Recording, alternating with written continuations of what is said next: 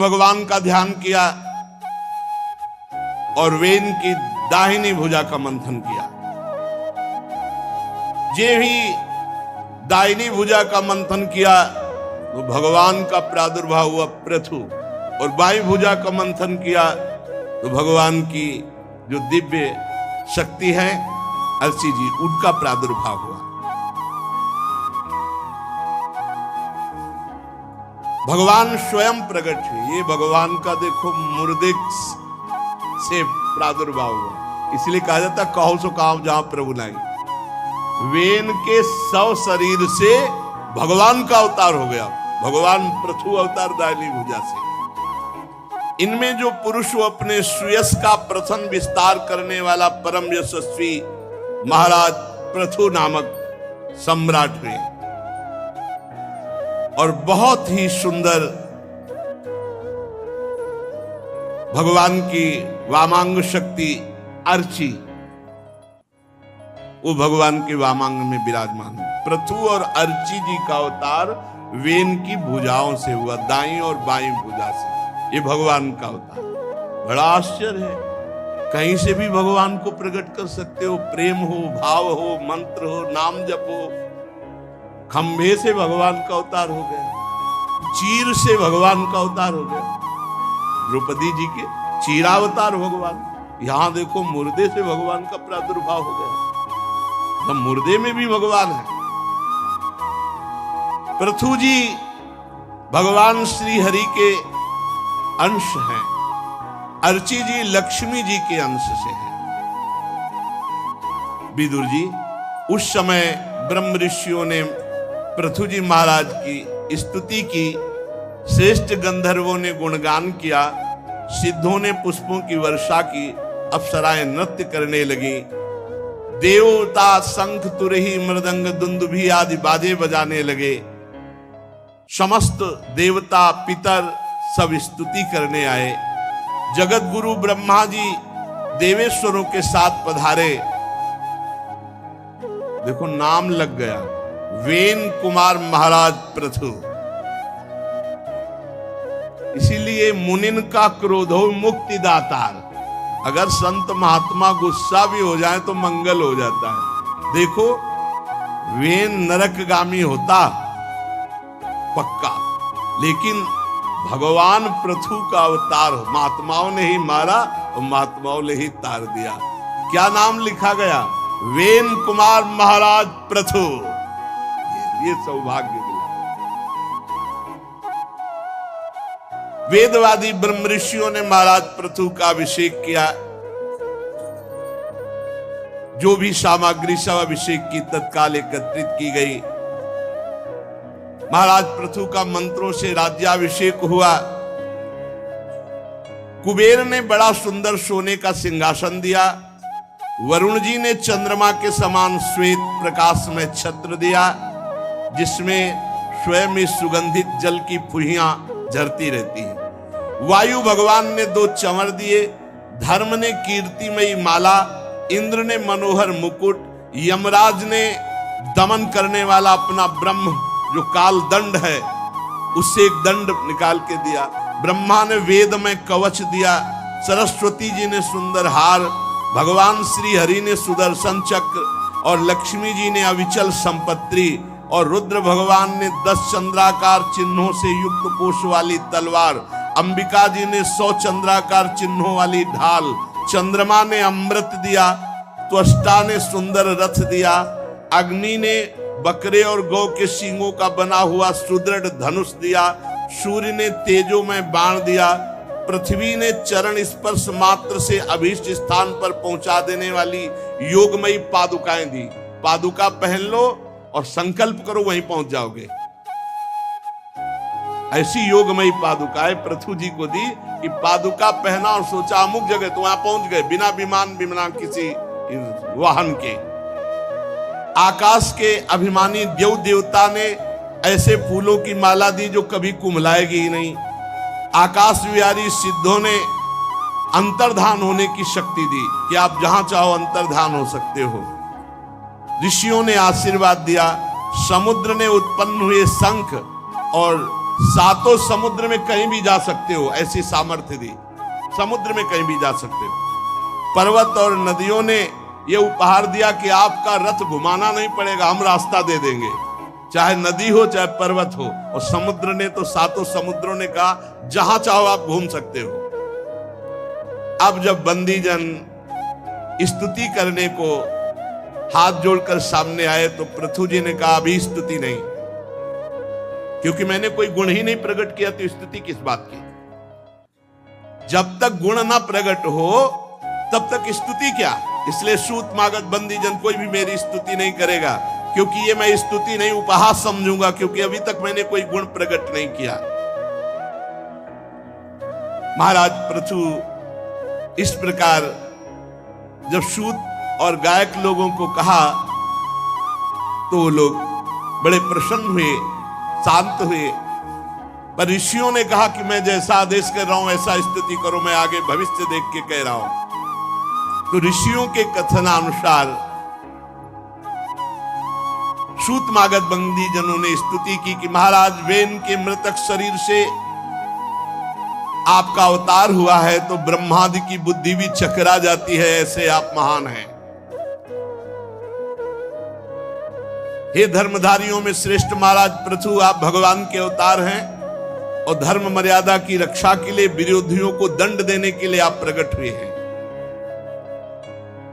बहुत प्रकार से महाराज पृथु की स्तुति की। तीनों गुण के अधिष्ठाता निर्विकार साक्षात नारायण ने ही पृथु के रूप में अवतार लिया है। हे अद्वितीय सम्राट, आप जहां से सूर्य उदय होते हो, जहां से अस्त होते हैं, वहां तक आपका सब राज्य है। प्रजापालक राजाधिराज, आप संपूर्ण प्रजा का पालन करें। जब बंदीजनों ने महाराज की स्तुति की, प्रशंसा की, ब्राह्मण, सेवक, मंत्री, पुरोहित, पुरवासी, देशवासी, अन्य सब ने महाराज पृथु का सम्मान किया। महाराज ने देखा कि इस समय सब जौ धान्य और खाद्य औषधियां सब पृथ्वी ने छुपा ली, क्योंकि वेन अत्याचार। जब पृथ्वी पे पाप बढ़ता है तो सब दिव्य औषधियां, दिव्य रस गुप्त होते चले जाते हैं। आप देख लो, जो अभी हम बचपन में जिनके आम के पेड़ भी नहीं होते थे, उनके घरों में भी 10-20 किलो आम आ जाते थे। किलोमीटरों में बगीचे आम के थे, एक भी पेड़ वो पुराने आम वाला नहीं रह गया। जो विशाल वृक्ष और जिनमें गाड़ी भर भर करके आम गिरते थे वो नहीं रह गए, वो सूख गए। औषधियां, रसीले पदार्थ सब धीरे धीरे, जब पाप बढ़ता है तो पृथ्वी उसे चुरा लेती है। तो वेन के पाप के कारण पृथ्वी ने सब औषधि, अन्न, जौ, धान्य सब छुपा लिया। महाराज पृथु ने देखा राजा तो बन गए, लेकिन प्रजा पालन के लिए औषधि, अन्न, वस्तुएं। महाराज पृथु ने जब प्रजा का करुण क्रंदन सुना तो उन्होंने बहुत देर तक विचार किया और अंत में विचार किया कि पृथ्वी को दंड देना चाहिए, क्योंकि भगवान के अवतार है। ये अपने अंदर अन्न, रस, औषधि और सब खाने छुपा लिया है। धनुष उठाया, त्रिपुरनाशक भगवान शंकर के समान क्रोधित हुए और प्रत्यंचा खींचकर पृथ्वी को दंड देने के लिए पृथ्वी कांप उठी और गाय का रूप धारण करके आ गई। जैसे व्याध का पीछा, जैसे व्याध हरणी का पीछा कर, ऐसे ही महाराज पृथु गौ का रूप धारण किए हुए पृथ्वी के पीछे। गौ भागने लगी, जहां भी भाग कर जाने की कोशिश करती, वही धनुष बाण लिए खड़े महाराज पृथु। जब गौ ने देखा कि कोई मुझे नहीं बचा सकता महाराज पृथु से, क्योंकि बचाने वाले स्वयं भगवान है और भगवान ही पृथु जी है, तो पृथु जी से कहने लगी कि देखो इसमें मेरा कोई दोष नहीं। गौ ने कहा, बहुत ध्यान से सुनो, जब कोई हमारे ऊपर पापाचरण करने लगता है तो हम सब अच्छी अच्छी वस्तुएं छुपा लेती हैं। तुम प्राणियों की रक्षा करना चाहते हो, मुझे मत मारो। धर्म का अनुष्ठान करने वाले, आप मुझे मत मारो, आप नहीं मार सकते, आप भय भर दिखा रहे हैं। क्योंकि यदि कोई अपराध भी बन जाए तो सहसा किसी का वध नहीं किया जाता। आप तो करुणावत्सल दीन वत्सल हैं, अगर मेरा वध किया तो आप समझ लो सारी प्रजा मेरे ही ऊपर है। अगर जैसे नौका डगमगा जाए तो फिर पूरी डूब जाएगी, अगर मैं डगमगा गई तो पूरी प्रजा चली जाएगी, इसलिए आप वैसे भी मुझे नहीं मार सकते। महाराज पृथु ने कहा मारना तो मैं भी नहीं चाहता, लेकिन मेरी प्रजा का पालन अन्न से होगा और तूने अन्न छुपा लिया है। वैसे तो यज्ञ में तेरा भी भाग, लेकिन बदले में तो मुझे अन्न औषधि रस नहीं देगी, तो मैं तो तुम्हें दंड दूंगा। हरी हरी घास खा जाए और दूध देने के समय यदि लात मारे तो फिर क्या ये दुष्टता नहीं है? क्या ये दंड नहीं देना चाहिए? फिर अनुचित है ऐसा। तुम नासमझ हो, अन्न रस औषधि सब अपने में छुपा लिया, प्रजा का पालन कैसे होगा? मैं अपनी प्रजा का क्रंदन नहीं देख सकता।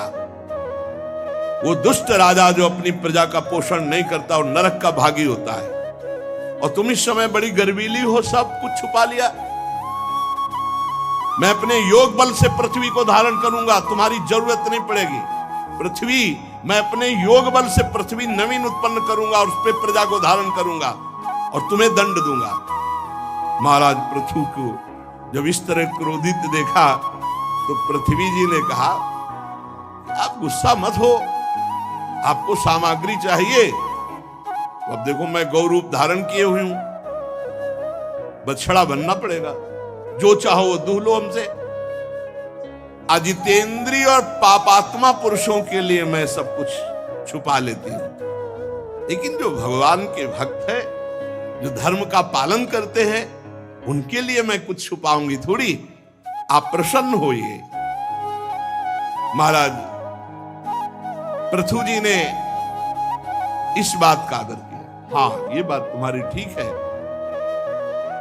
जितने भी रस, जितने भी जौ धान्य औषधियां, अब उनको हमें निकालना है। पृथ्वी का गौ रूप में होना तो फिर मुझे बछड़ा रूप होना, और दोहन पात्र और सारी वस्तुएं पृथ्वी से निकालना, यही अभीष्ट होगा। और राजन, पृथ्वी ने कहा, राजन मैंने अपनी समतल भूमि को भी छुपा लिया, उबड़ खाबड़ कर दिया, उसर भूमि कर दिया है। ये होता चला जाएगा, उपजाऊ भूमि नष्ट होती चले। जैसे जैसे पाप बढ़ेगा वैसे वैसे रसदायी फल अंतर्ध्यान हो जाएंगे, औषधियां अंतर्ध्यान हो जाएंगी, अन्न कम होने लगेगा और भूमि उपजाऊ नहीं होने की। ये भूमि सजीव चैतन्य घन है, कोई जड़ नहीं है। पृथ्वी के कहे हुए बात पर महाराज प्रार्थना की पृथु जी ने कि सबसे बढ़िया बछड़ा महाराज मनु जी। महाराज मनु जी को बछड़ा बनाया और अपने हाथ से पृथ्वी का दोहन किया। सब प्रकार के अन्न, जितने अन्न हैं वो सब प्रकार के अन्न, और वसुंधरा से जितनी जितनी चीजें उन्होंने संकल्प की वो सब प्रकाशित। रत्नों की खान, अमृतमयी औषधियां, अमृतमय अन्न, फल सब प्रकट हो गए। फिर पृथु जी ने बृहस्पति जी को बछड़ा बनाया और वैदिक सिद्धांत, मनवाणी को वश में करने की शक्ति, ये सब वेद रूपी पवित्र दूध दुहा। फिर देवताओं ने इंद्र को बछड़ा बनाया और अमृत, वीर्य, ओज, शारीरिक बल ये प्राप्त किया। फिर प्रहलाद जी को बछड़ा बनाया और उससे आशव रूपी दूध दुहा। गंधर्व अप्सराओं ने विश्यावसु को बछड़ा बनाया, कमल रूप पात्र में संगीत, माधुर्य, सौंदर्य दुहा।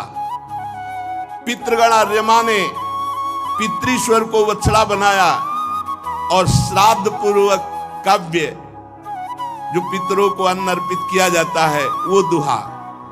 कपिल देव जी को बछड़ा बनाकर आकाश रूपी पात्र में अणिमादि सिद्धियां और विद्याधरों ने आकाश गमन आदि विद्याओं को दुहा। फिर मैदानों को बछड़ा बनाकर अंतर ध्यान होना, विचित्र रूप धारण कर लेना, संकल्पमयी स्थिति प्रकट कर देना, ये दुहा। इस प्रकार भूतनाथ रुद्र को बछड़ा बनाकर कपाल रूपी पात्र में रुद्रासो रूप दुग्ध दुहा। फिर फन वाले सांप, बिना फन वाले सांप, नाग और बिच्छू विषैले जंतुओं ने तक्षक को बछड़ा बनाकर विष रूपी दूध दुहा। पशुओं ने नंदकेश्वर को बछड़ा बनाकर खूब तृण घास आदि रूप दूध दुहा। ऐसे ही सबके उपयोगी पदार्थ जितने भयभीत पृथ्वी से सब दुहे महाराज पृथु ने। भिन्न भिन्न प्रकार की वस्तुएं प्राप्त की। अब तो पृथ्वी सर्व काम दुहा हो गई। चारों तरफ आनंद ही आनंद छा गया। सुंदर सुंदर खाने प्रकट होने लगी, रत्न की, अष्टधातुओं की, सब कुछ है इसी पृथ्वी में। ढेर सारा वैभव छुपा हुआ है। पाप जितना बढ़ता जाएगा उतनी पृथ्वी सब छुपाती चली जाएगी। पानी भी छुपा लेगी। और तो बात जाने दो आगे पानी की। देखो पानी की समस्या आ गई। पहले कुआं का जो जल था उसमें ऐसी पौष्टिकता होती थी कि मतलब बहुत सी वस्तुएं जो हमें चाहिए वो कुआं के जल में होती थी। और कहीं धाराजू का जल मिले, गंगा यमुना, ये बहुत ही पौष्टिक ऐसा आता था। फिर हैंडपैप चला, हैंडपैप का भी समय गया। ये हालत हो गई। अभी तो 5000 वर्ष का और पाप बढ़ने दीजिए, पानी के लिए त्राहिमाम मच जाएगा। पहले इतने श्रद्धालु होते थे कि बड़े बड़े मटकों में जो है 2500 जगह प्याऊ लगे रहते थे। अब वो भी व्यवस्थाएं सब धीरे धीरे श्रद्धाएं कम हो रही। पानी की तो बड़ी व्यवस्था होती चली जा रही है। अभी तो कम से कम सोच स्नान की और सब व्यवस्था के लिए भूमि से आ रहा है। कितना गहराई में, यहाँ यमुना जी है तब इतनी गहराई में है, और बाहर तो कितनी गहराई में होगा। धीरे धीरे जल का धरातल, पृथ्वी जी सब चीज ले लेंगी। भजन नहीं होगा, धर्म नहीं होगा, पापाचरण खूब बढ़ेगा तो देख लेना औषधि, जल, भोजन सबकी समस्याएं आने लगेंगी। अब ये क्या बिजली स्थायी वस्तु है क्या? पानी से ही तो है ये, पानी से ही तो है ये। कई ऐसे बड़े बड़े झीलें सूख गई, बड़ी बड़ी झीलें सूख गई, पानी की बड़ी व्यवस्था हो जाएगी। इसीलिए नाम जप करो, भजन करो। अभी अगर भजनानंदी संत ना हो तो अभी पता चल जाए जो पापाचरण हो रहा है ना, ये सब हाहाकार मचा दे। संत न होते जगत में तो जल जाता संसार, पक्का समझो। अभी जो नाम जप चल रहा है, कीर्तन चल रहा है, लाखों भगत है, लाखों भक्त है। अभी ऐसा नहीं, लाखों भक्त है, नाम कीर्तन बहुत ईमानदारी से भजन कर रहे, उसी का प्रभाव है कि आनंद में जीवन। नहीं तो ये पृथ्वी जी सब चीज अपहरण कर लेंगी। फिर महाराज पृथु जी ने 100 अश्वमेध यज्ञ की दीक्षा ली, और 100 अश्वमेध यज्ञ करने वाला इंद्र पद का अधिकारी हो जाता है। इंद्र को बड़ी चिंता हुई कि इंद्रासन गया। 100 अश्वमेध यज्ञ का संकल्प लिया महाराज पृथु ने। अब तो यज्ञ महोत्सव को देवराज इंद्र सहन नहीं कर पाया। अगर 100 पूरा हो गया तो इंद्र पद गया, और ये पता नहीं है कि भगवान है। अभी प्रार्थना की थी तो तुम्हारे इंद्र पद को कह लेंगे, वो तो खुद है सर्वलोक महेश्वर। महाराज पृथु यज्ञ में सबके अंतरात्मा सर्वलोक पूज्येश्वर जगदीश्वर भगवान श्री हरि का साक्षात प्रादुर्भाव किया। मंत्रों में बड़ी सामर्थ्य है। ये जैसे निकुंज के मंत्र मिले हैं ना, ये सब प्रियालाल को साक्षात प्रकट करने वाले हैं, पर धरे हैं। जब तो नहीं रहे ना तो किस काम में आए? आपके पास चेक रखी है, बैंक में भजाओ नहीं, पैसा ला के खर्चा न करो तो चेक ही है, चेक क्या करो? ऐसे ये चेक है निकुंज की तुम्हारे पास, जो शरणागत मंत्र निज मंत्र। अब जपो नहीं, भजाओ नहीं उसमें, तो कहां से तुम्हें सुख का अनुभव होगा? देखो शरणागत मंत्र मिला है, नाम मिला है, निज मंत्र मिला है, अरबों की चेक है, फुटपाथ में रुपया मांगते घूम रहे हैं। वो दुर्दशा है। मंत्र बल से भगवान श्री हरि को यज्ञ में प्रकट किया महाराज पृथु ने। भगवान ब्रह्मा जी, भगवान देवादिदेव महादेव, समस्त लोकपाल सबको यज्ञ में। अरे मंत्र में बहुत बड़ी साथ, मंत्र में बहुत बड़ी साथ। वो मंत्र जो प्रियालाल को अधीन करने वाले वही सब मिले, पर दुर्भाग्य है अब भजन नहीं करोगे, जपोगे नहीं, उसको हृदय में प्रकाशित नहीं करोगे तो कैसे। महाराज पृथु एकमात्र भगवान श्री हरि की कृपा का लक्ष्य रख करके यज्ञ कर रहे थे। बड़ा उत्कर्ष हुआ। देवराज इंद्र को बहुत घबराहट पैदा हुई कि यज्ञ में विघ्न डालना चाहिए, नहीं अगर ये पूरी यज्ञ हो गई तो ये इंद्र पद ले लेंगे। उसको ये डर बना रहता है। प्राय अगर कोई सही ढंग से जहां भजन शुरू करता है बस वो परेशान हो, देवराज इंद्र परेशान हो जाते हैं, कहीं हमारा पद न ले ले। बहुत प्यारा है इंद्र पद, उसको वो भेजता रहता है।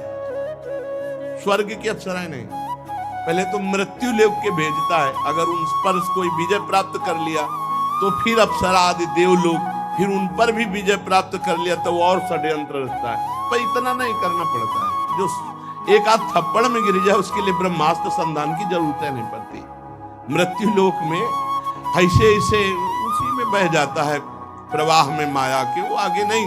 कोई बिरला ऐसा है, जैसे विश्वामित्र जी ने हिम्मत की, सब भोगों को छोड़कर भजन में लगे तो मेनका को भेज दिया। देखा कि नीचे के लोगों से तो गिरेंगे नहीं, तो मेनका को भेज दिया। अब वहां भूल गए। बहुत विचित्र भगवान के। देवराज इंद्र डरता रहता है। साधक थोड़ा सा व्रत उपवास करे कि विघ्न डालने के लिए तैयार हो जाता है। देवराज इंद्र भयभीत हो जाते हैं, उसी अनुसार भेजते। देवता गोस्वामी जी लिखे, जो ही आप सही ढंग से चलना शुरू करोगे, इंद्री द्वार झरो खन्नाना, बैठे देवता कर कर थाना, आवत देखें विषय बयारी, तुरते दे की वाड़ो भारी। तो देवता लोगों ने विचार किया कि अब कैसे विधान बने। तो उनका जरूरत नहीं है, तुम नियम लगाए रहो, हम नियम के अंतर्गत पोल पैदा कर देंगे। वहीं से इंद्रियों को भ्रष्ट करने का मान।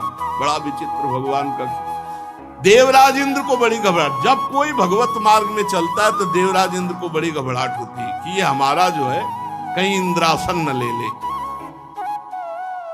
अब जो यज्ञ का आराधन करने के लिए घोड़ा चुना गया था, तो देवराज इंद्र ने घोड़ा अपहरण कर लिया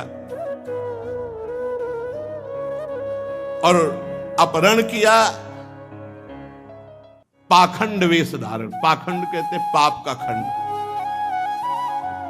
भेष था धर्मात्मा का। देखो पाखंड का मतलब क्या होता है? भेष है धर्मात्मा का, आचरण है दुरात्मा का। उसी को पाखंडी कहते हैं, उसी को पाखंड कहते हैं। और घोड़े को लेकर के भागे तो अत्रि ऋषि की दृष्टि पड़ गई। उन्होंने महाराज पृथु के पुत्र से कहा, पकड़ो ये पाखंडी घोड़े को लिए जा रहा है। अरे खड़ा रहे दुष्ट, रुक जा। पर महाराज पृथु पुत्र ने देखा कि भेष संत का, सुंदर जटाएं, भस्म धारण किए हुए वस्त्र, साधु का, हाथ जोड़ लिया और लौट कर आए और अत्रि जी से कहा कि महाराज वो तो संत है, संत पर हम बाण नहीं चला सकते। अरे उनका संत नहीं, इंद्र है। कपटी भेष धारण करके पाखंड का वो घोड़े को अपहरण कर, अगर घोड़ा अपहरण हो गया तो यज्ञ का जो संकल्प है वो अधूरा रह जाएगा। तुम्हें तुरंत मार डालना चाहिए ऐसे पाखंडी को। अत्रि मुनि ने जब ऐसा कहा तो पृथु कुमार क्रोध में भर गए। और जब इंद्र ने देखा तो वो जैसे रावण के ऊपर जटायु टूट पड़ा ऐसे, तो घोड़ा छोड़ दिया और वो भेष छोड़ दिया, अंतर ध्यान हो गए। ये इसी को पाखंड कहते हैं कि हम भगवत वेश धारण किए और आचरण वेश के विरुद्ध है, उसे पाखंड वेश कहते हैं। विजिताश्व नाम रखा महाराज पृथु के पुत्र का। घोड़े को यूप में बांध दिया करके, यज्ञ मंडप में जो खंभा होता है उसे यूप कहते हैं। अब फिर इंद्र को चैन नहीं पड़ा तो आकर घोर अंधकार फैला दिया और छिप करके सोने की जंजीर में बंधे हुए घोड़े को फिर अत्रि मुनि ने दिव्य दृष्टि से फिर देखा और कहा महाराज ये फिर घोड़ा ले। पृथु पुत्र ने जब नजदीक जाके देखा कपाल धारण किए हुए भिक्षुक रूप, तो प्रहार नहीं किया क्योंकि ऋषि का आदेश होने पर ही प्रहार हो सकता है। अत्रि जी के वापस पास आए, उन्होंने कहा वो तो कोई कपाली दिव्य विरक्त है। तो उन्होंने कहा नहीं वो इंद्र ही है, भेष बना करके आया है। फिर वो भेष छोड़ा और फिर वो अंतर ध्यान हो गए। उस बंद बुद्धि इंद्र ने जो निंदित वेश छोड़ा वो सब पाखंड कहा गया, पाप का खंड। इसलिए वो कभी नग्न, कभी रक्तांबर, कभी कापालिक ऐसे वेश धारण करता गया। ये जो भगवत विमुख लोग हैं ये वेश धारण करके इनका दुरुपयोग करते हैं, इसीलिए पाखंड कहा जाता है।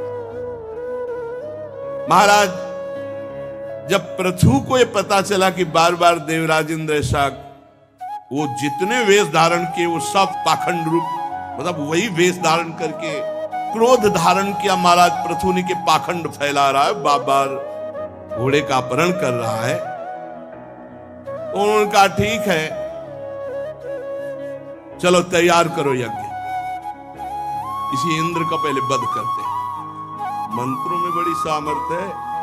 जिस समय महाराज जन्मेजय जी यज्ञ कर रहे थे तो हजारों सर्पों की आहुति हो गई, तक्षक नहीं आया। तो पूछा ब्राह्मणों से, ब्रह्म ऋषियों से, तक्षक नहीं आया? बोले नहीं आएगा। बोले क्यों? बोले देवराज इंद्र के पावे में लिपटा हुआ। तो बोले मंत्रानुष्ठान करो, मैं देवराज के सहित इंद्र के सिंहासन सहित स्वाहा बोलो। बोले आज्ञा करो। संकल्प लिया और जे ही मंत्र उच्चारण किया तो देवराज इंद्र तो कूद गए, पर इंद्रासन सहित तक्षक चीखता हुआ आकाश में आ गया। उसी को वो आस्तिक मुनि ने दान में ले लिया, इसलिए वो बच गया। मंत्रों में बड़ी सामर्थ्य पहले थी, अब भी है, लेकिन उनको जागृत करना मुश्किल। बहुत बार इस इंद्र को रोका गया लेकिन समझा नहीं दे, इसके वध की तैयारी करो। यज्ञ दीक्षा ले लेने पर शास्त्र विहित किसी का वध करना उचित नहीं है। इस यज्ञ काल में विघ्न डालने वाला आपका शत्रु इंद्र तो आपको सुयश से ही मारा गया, निस्तेज है। महाराज आप आदेश करोगे तो फिर हम हवन में स्वाहा बोलते ही देवराज इंद्र को भस्म कर देंगे। कितनी मंत्रों में त्रिभुवनपति देवराज इंद्र को, जबकि अग्नि उनके नीचे है, उनका आदेश पालन करते हैं, पर कह रहे हैं हम अमोघ मंत्र के द्वारा यही बुलाकर उनको देवराज इंद्र को भस्म कर देंगे स्वाहा। तो जैसे आहुति नहीं होती ऐसे भस्म हो जाएंगे देवराज। महाराज पृथु ने कहा करो आवाहन, करो स्वाहा, बहुत उपद्रव कर रहा है देवराज इंद्र। जे भी मंत्र पढ़ना शुरू किया तो ब्रह्मा जी आ गए। भाई ऐसा लगा देवराज इंद्र को स्वाहा बोल दोगे? ऐसा नहीं, आज तक ऐसा किसी याज्ञ के लिए नहीं किया, ऐसा ना करो। ब्रह्मा जी ने वो संकल्प, तुम्हें इंद्र का वध नहीं करना, ये इंद्र यज्ञ के प्रधान देवता है, आप देवता ही को भस्म कर दोगे। आप यज्ञ में इंद्र को जो मारना चाहते हैं वो मत। ब्रह्मा जी ने कितनी सामर्थ्य मंत्रों में। इंद्र क्या भगवान अधीन हो जाते हैं, भगवान पीछे पीछे डोलते हैं।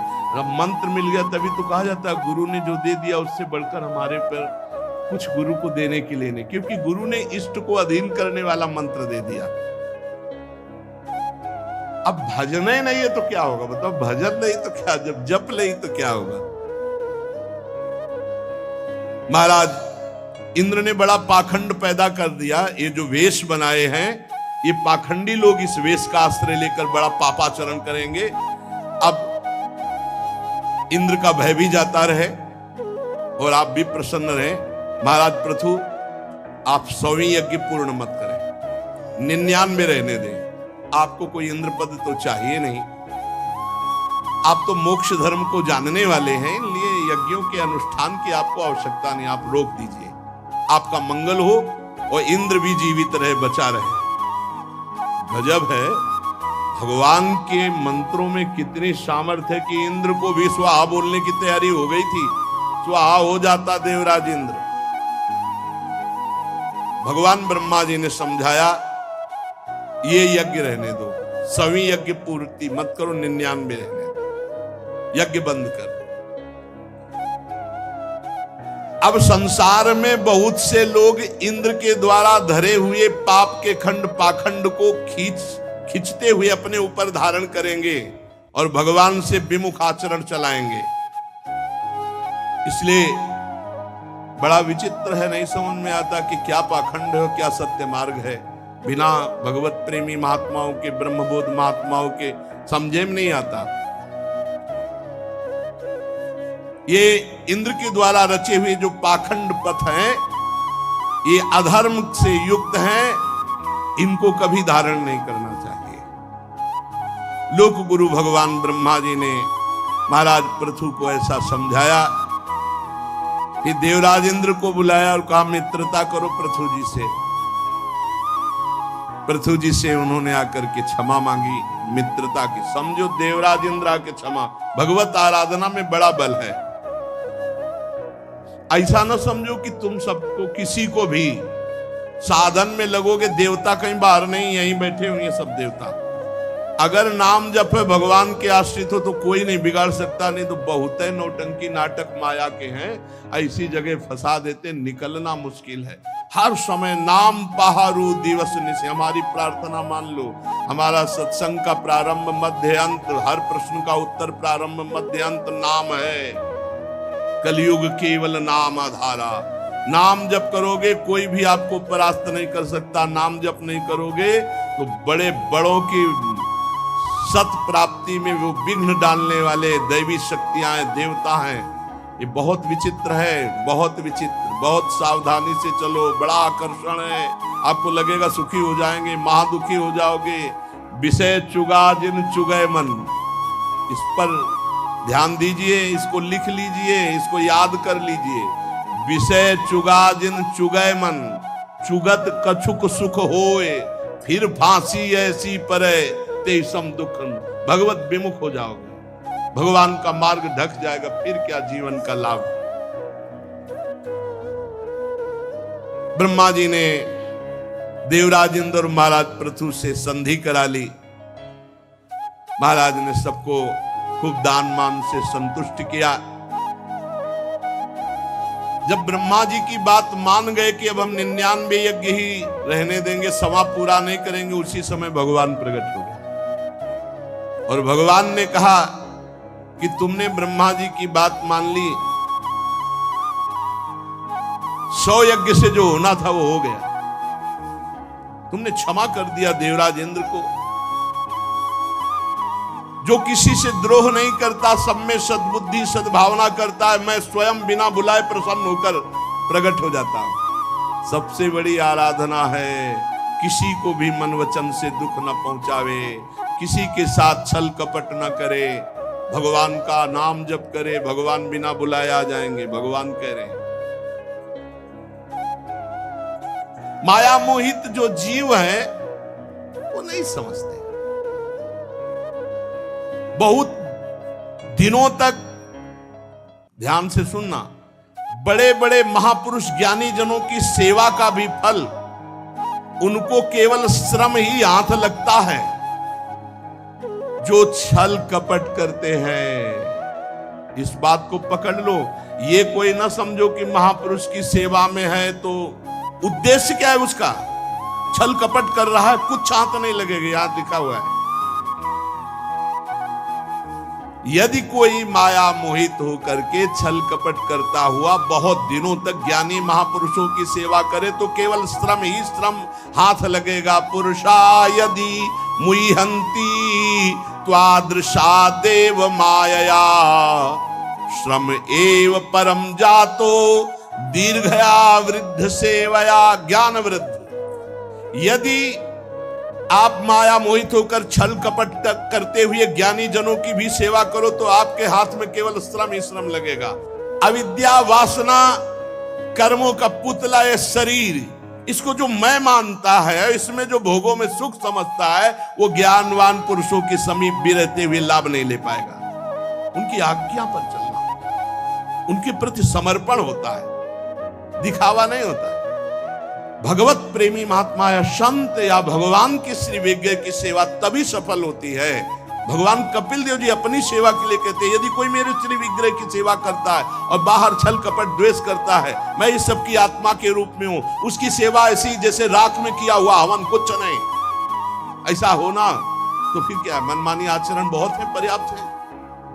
नहीं, मन को मार करके सेवक सुख चाहा, मान भिखारी सेवक को सुख, बिल्कुल विपरीत बात है।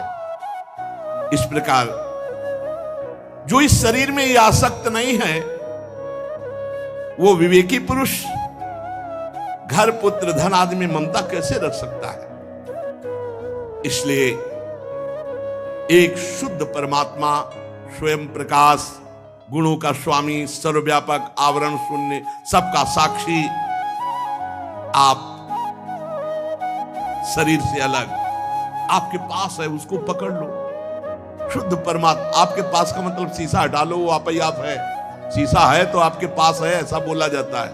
अंतःकरण धर्म है तो आपके पास है, और अंतःकरण धर्म लय हुआ तो आप ही आप है, दूसरा नहीं। जो पुरुष देह स्थित आत्म तत्व को जान जाता है, वो प्रकृति में रहते हुए भी प्रकृति से कभी लिप्त नहीं होता। ये प्राप्त किया जाता है गुरुजनों से।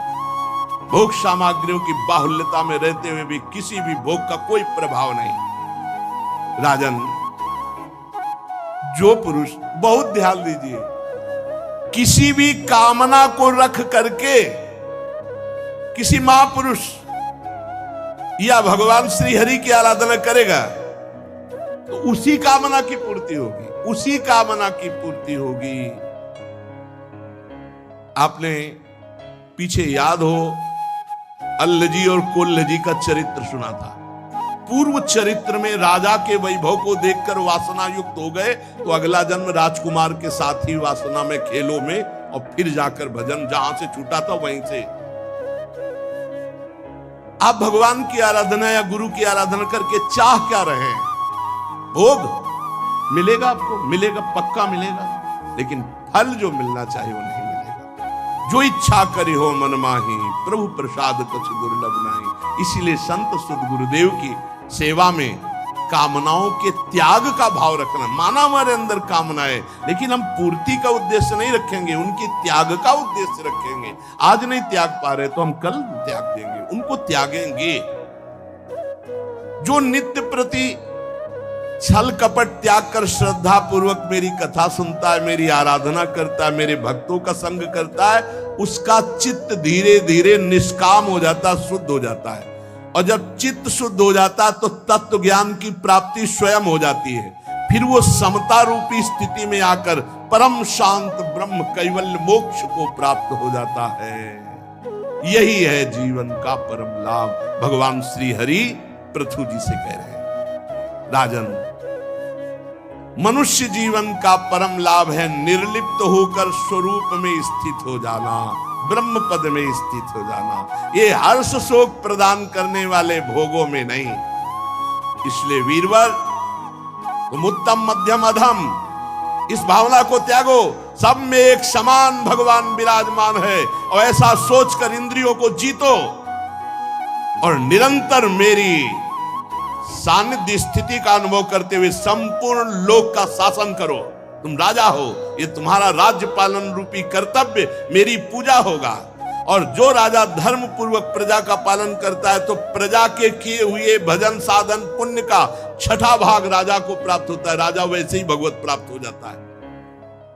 इसके विपरीत जो प्रजा के विपरीत कष्ट देता है, प्रजा की रक्षा नहीं करता, अधिक कर वसूल करता है, तो राजा का दुर्गति का कारण बनता है, प्रजा का पाप जाकर उसके ऊपर हावी हो जाता है, उसको दुर्गति कराता है। इसलिए तुम श्रेष्ठ ऋषियों की सम्मति लो।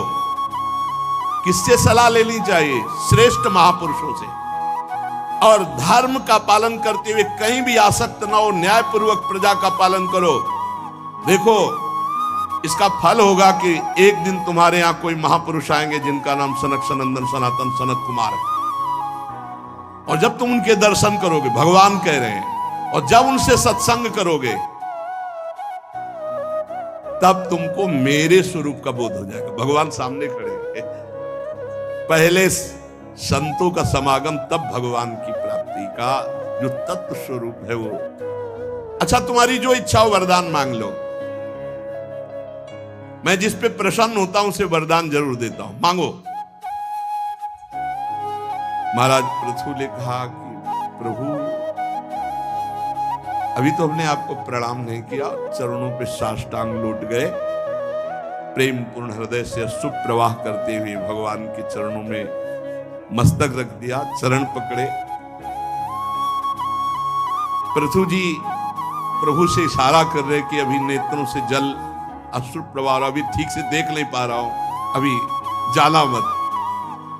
भगवान खड़े रहे काफी देर, तो भाव में डूबे रहे। जब भाव से तो भगवान से दौड़कर आलिंगन कर ले। फिर काफी देर आलिंगन किए रहे भगवान का। फिर जब स्वस्थ हुए तब हाथ जोड़ करके भगवान को देखा कि एक हाथ गरुड़ पर ऐसे रखे हुए भगवान कृपा पूर्वक महाराज पृथु की तरफ। पृथु जी ने जो विनय की वो आगे वर्णन करेंगे, लेकिन जो मांगा वो आज वर्णन करेंगे। पृथु जी ने कहा हमारे 10,000 कान हो गए, जिससे मैं आपकी चर्चा सुनते हुए कभी अगाऊं नहीं। पृथु जी ने भगवान से इन्हीं 2 कानों में, ऐसा नहीं कि पूरे शरीर में 10,000 कान हो जाए, ऐसा नहीं मांगा, इन कानों में 10,000 कानों की सामर्थ्य सुनने की हो जाए और मैं रात दिन आपकी कथा सुनता रहूं, यही मुझे वरदान दीजिए। शेष चर्चा आगे। श्री राधा वल्लभ लाल की।